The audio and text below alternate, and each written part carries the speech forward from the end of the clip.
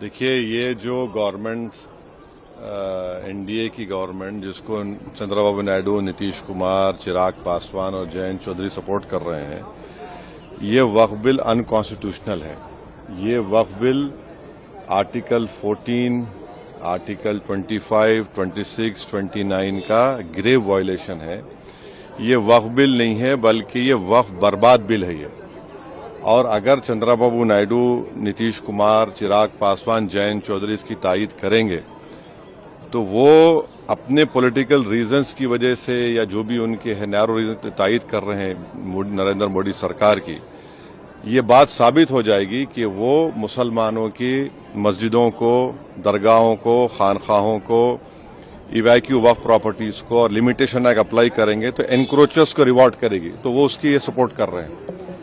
उनको ये देखना चाहिए कि ये सपोर्ट तो कर रहे हैं, मगर क्या आप 5 साल के बाद जब जाएंगे जनता के पास, क्या जवाब देंगे उनको? अब तो बिहार का चुनाव भी है, तो ये अनकॉन्स्टिट्यूशनल। एक बात समझिए, वक्फ बाय यूजर सरकार निकाल रही है।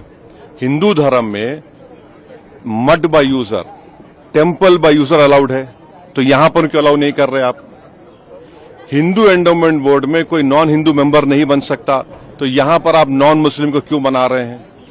तीसरी बात यह है कि एंडोमेंट का जो ट्राइब्यूनल है उसका डिसीजन के खिलाफ आप रिव्यू डालते हैं, यहां पर आप कह रहे हैं कि उसको अपील करेंगे। हिंदू एंडोमेंट बोर्ड में कमिश्नर, कोई भी हिंदू एंडोमेंट कमिश्नर कोई प्रॉपर्टी को डिक्लेयर कर सकता है एज अ हिंदू धर्म की प्रॉपर्टी। कलेक्टर का कोई रोल नहीं हिंदू एंडोमेंट बोर्ड में, क्यों कलेक्टर को लेकर आ रहे हैं आप? तो ये सब जो चीजें कर रहे हैं ना, एक ही मकसद है, मुसलमानों से नफरत और इस देश में हिंदुत्व की आइडियोलॉजी के तहत ये एक प्रोजेक्ट है जिससे मुसलमानों को उनके रिलीजन से दूर करना, रिलीजियस प्रॉपर्टीज को छीन लेना। हमारा डिमांड एक ही है कि जो चीजें हिंदू धर्म के लिए, एंडोमेंट बोर्ड के लिए सही है, यहां पर गलत कैसे हो रही है? वो जो सिख गुरुद्वारा प्रबंधक कमेटी में कोई नॉन सिख मेंबर नहीं बन सकता, तो यहां पर कैसा कोई नॉन मुस्लिम बनेगा?